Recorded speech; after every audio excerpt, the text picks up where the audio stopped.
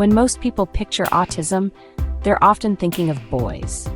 But here's the thing, autism looks different in women and girls, and for way too long, those differences have flown under the radar. Today, I want to shed some light on what autism can really look like for women and girls, and why so many have been overlooked. Let's start with something called masking. Many autistic women are highly motivated to fit in socially, and that means learning to mimic behaviors that don't always come naturally. I'm talking about forcing eye contact, practicing conversations in the mirror, or copying other people's facial expressions, sometimes without even realizing it.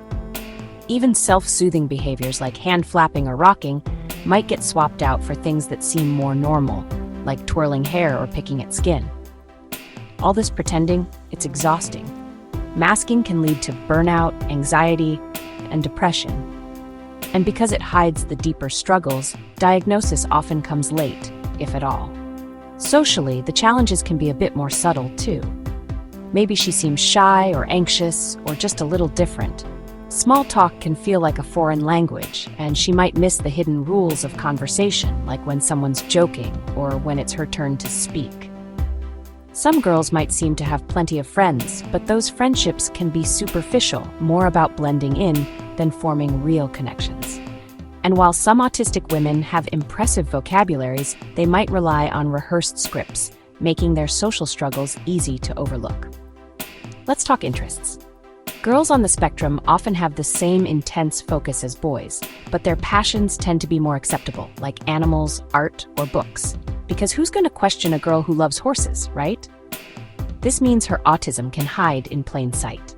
Repetitive behaviors are often less obvious too. Maybe she lines up her pencils perfectly, or clings to routines so tightly that any change can cause distress. Sensory sensitivities? Those can be off the charts. Bright lights, loud noises, scratchy tags, these things can make the world feel overwhelming and sometimes lead to meltdowns or shutting down altogether.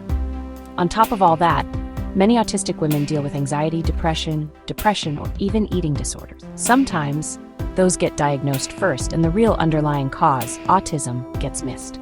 Why does all this happen? For starters, most autism research has focused on boys. There's even a theory that it takes more genetic or environmental factors for girls to show autism.